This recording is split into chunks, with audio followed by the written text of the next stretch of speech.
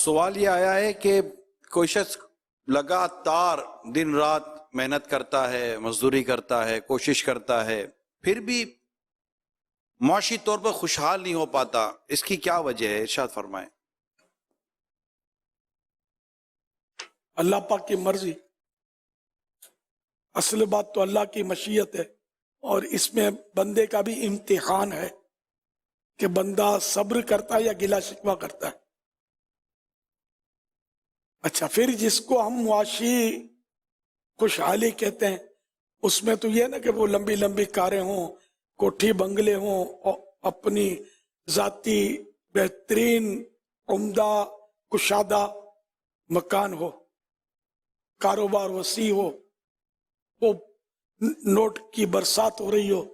عام طور پہ خوشحالی ہم اس کو سمجھتے ہیں، اور اسی کو ہم سمجھتے ہیں کہ یہ مالدار ہے، خوش نصیب ہے، بھائی بڑا اس پر تو کرم ہے۔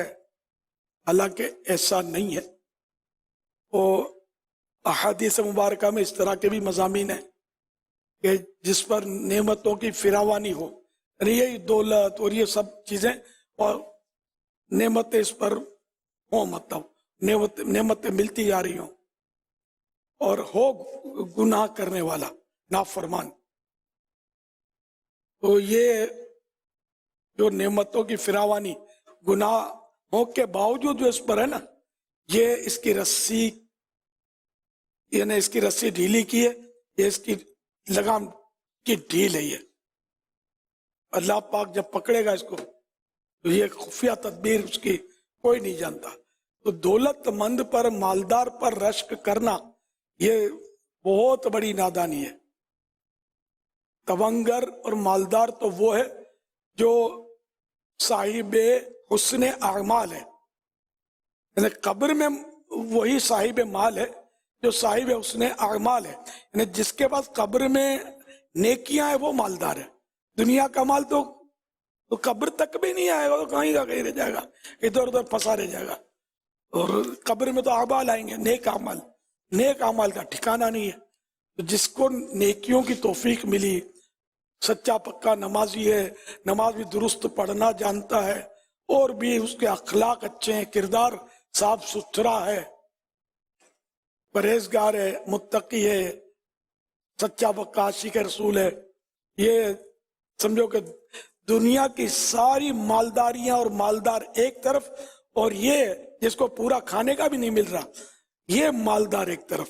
ہاتھ اس پر رکھنا چاہیے۔ حقیقت میں یہ کامیاب ہے، حقیقت میں یہ خوش نصیب ہے کہ جس کو یہ توفیق ملی ہے۔ اللہ اور رسول کی محبت مل گئی، سب سے بڑی دولت ہے۔ اور سچی بات یہ کہ ہم مطلب یعنی کہ رونا بیکار روتے ہیں، ہمارے پاس اللہ نے ایمان کی دولت دی ہے ہمیں، ایمان کی دولت سے بڑھ کر بھی کوئی دولت ہے، تو ہم ان مانوں کر تو ہم غریب ہیں بھی کب۔ پھر ہمارے اعضاء جو ہیں یہ بڑے قیمتی ہیں۔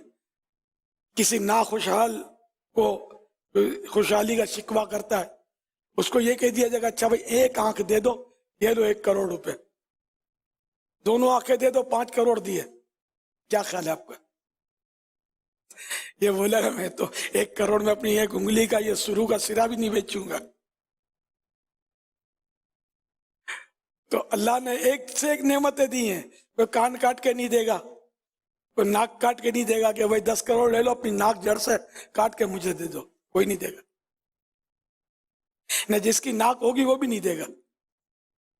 تو اسی طرح جس کی ٹانگ کوئی مانگ لے، ٹانگ دے دو اتنے میں، 2 ٹانگیں دے دو اتنے میں، تو اربوں خربوں روپے تو ہمارے وجود میں موجود ہیں جو ہم کسی بھاؤ میں بیچنے کے لیے تیار نہیں ہیں۔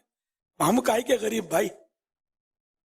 میں بڑا امیر و کبیر ہوں، شاہ دو سرا کا اسیر ہوں، در مصطفیٰ کا فقیر ہوں، میرا رفعتوں پہ نصیب ہے۔ تو دامن مصطفیٰ ہمارے ہاتھوں میں، کہ یہ تو کسی کی ہمت پر بھی نہیں ملتا، یہ اللہ پاک کے کرم سے ہی نصیب ہوتا ہے۔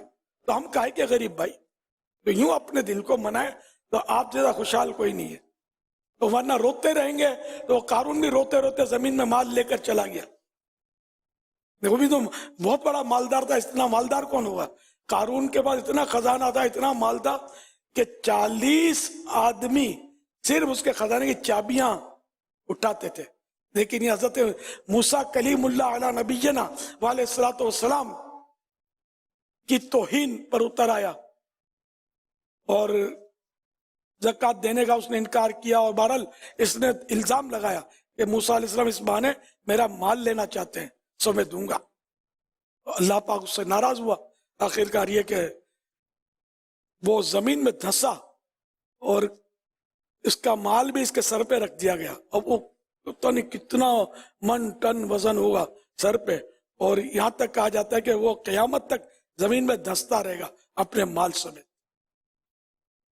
کیا کام آئے اس کو مال؟ نہ مال کام آتا نہ اقتدار کام آتی ہے. اقتدار کام آتا ہے. فرعون 400-500 سال زندہ رہا دنیا میں. فرعون خدائی کا دعویٰ کیا, کبھی اس کے سر میں درد بھی نہیں ہوتا تھا, اتنا تندرست خوشحال. کیا ہوا؟ دریا نیل میں غرق ہوا, ہمیشہ کے لیے جہنم کا اب وہ سزا, جہنم میں رہے گا. قبر میں بھی عذاب ان کو, اس کو اور اس کے جو فرعونی تھے, اس کے ماننے والے اس کے ساتھ تھے, وہ سب روزانہ دن میں 2 مرتبہ عذاب پر پیش ہوتے ہیں. قبر کے عذاب میں بھی یہی ہے. اور کیا آیا اس کی بادشاہی, اس کا اقتدار, جس اقتدار کی خاطر لوگ ایک دوسرے کو مار دیتے ہیں. ایک چھوٹی سی سیٹ, کونسلر کی سیٹ میں بعض وقت قتل ہو جاتے ہیں. کیا کام آیا؟ کس کو کام آیا؟ کس کی سیٹ باقی رہتی ہے؟ کس کو سیٹ نوازتی ہے, نیال کرتی ہے؟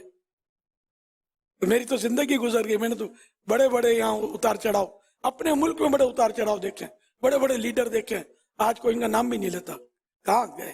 یا تو گوشہ گمنامی میں چلے گئے یا قبر میں گڑ گئے. تو پوچھنے والا نہیں ہے, نہ کوئی اصالہ ثواب کرنے والا. ہو سکتا ہے کچھ گھر کے افراد کر دیتے ہو اصالہ ثواب, لیکن کوئی وہ تو نہیں ہے نا. اور کوئی اللہ کا نیک بندہ جاتا ہے تو لوگ مزار بناتے ہیں اور عرس کرتے ہیں, وہ جمع ہوتے ہیں, آتے ہیں, روز روز آتے ہیں, فاتحہ پڑھتے ہیں, پھول چڑھاتے ہیں. تو مالدار یہ ہیں بھائی, ارباب اقتدار یہ ہیں جن کا اقتدار, جن کی حکومتیں دلوں پر ہے. داتا حضور ہر سال شان عرس ہوتا ہے نا, صدیوں پرانے بزرگ ہیں. خواجہ غریب نواز صدیوں پرانے, میرے مرشد غوث پاک صدیوں پرانے, اعلی حضرت امام اہل سنت رحمت اللہ علیہ, یہ بھی 100 سال سے زائد ہو گئے, ان کو بھی دنیا سے رخصت ہوئے 103 سال. تو آج بھی ان کا مزار اللہ آپ کو دکھائے, میں نے تو حاضری دی ہے, پھولوں سے لدا ہوا آپ کو ملے گا, اور ظاہر ان کا تانتا بندھا ہوا ہوتا ہے دعا کرنے والوں کا, آنے والوں کا. کہیں کے نہ کونسلر تھے, نہ ایم پی تھے, نہ ایم این اے تھے, نہ وزیر تھے, لیکن ان کی وزارت, ان کی حکومت, ہم لوگ دور ہزاروں میل دور پڑے ہیں, ان کی حکومت ہمارے دلوں پر ہے. اور ان کے, میرا تو کوئی بیان, کوئی مدنی مذاکرہ خالی نہیں ہوتا جس میں اعلیٰ حضرت کا نام نہ آئے, ان کا تذکرہ نہ ہو. تو یہ ان کا تصرف ہے, ان کی حکومت میرے دل پر ہے, نہ صرف مجھ پر بلکہ لاکھوں دلوں پر یہ راج کر رہے ہیں. تو اقتدار تو یہ اچھا یا وہ اچھا جس کے لیے لوگ کتا ہائے ہائے کے نعرے لگائیں بعد میں؟ یہ بھی تو کرتے ہی ہیں نا لوگ, وہ اڑا اڑی کر دیتے ہیں, یہ نہیں چاہیے, وہ نہیں چاہیے, او فلاں تو یہ کر دیا, ظلم کر دیا, پیسے کھا گیا, تو یہ کیس بن گیا, وہ کیس بن گیا. کیا کیا ہوتا ہے دنیا میں. تو اپنے کو غلامی مصطفیٰ کی کرسی اگر مل جاتی ہے, خدا کی قسم اس کے مقابلے میں دنیا کی بڑے سے بڑی کرسی کوئی حیثیت نہیں رکھتی. ان کے جو غلام ہو گئے, ان کے جو غلام ہو گئے, ان کے جو غلام ہو گئے, خلق کے امام ہو گئے, ہو گئے, خلق کے امام ہو گئے.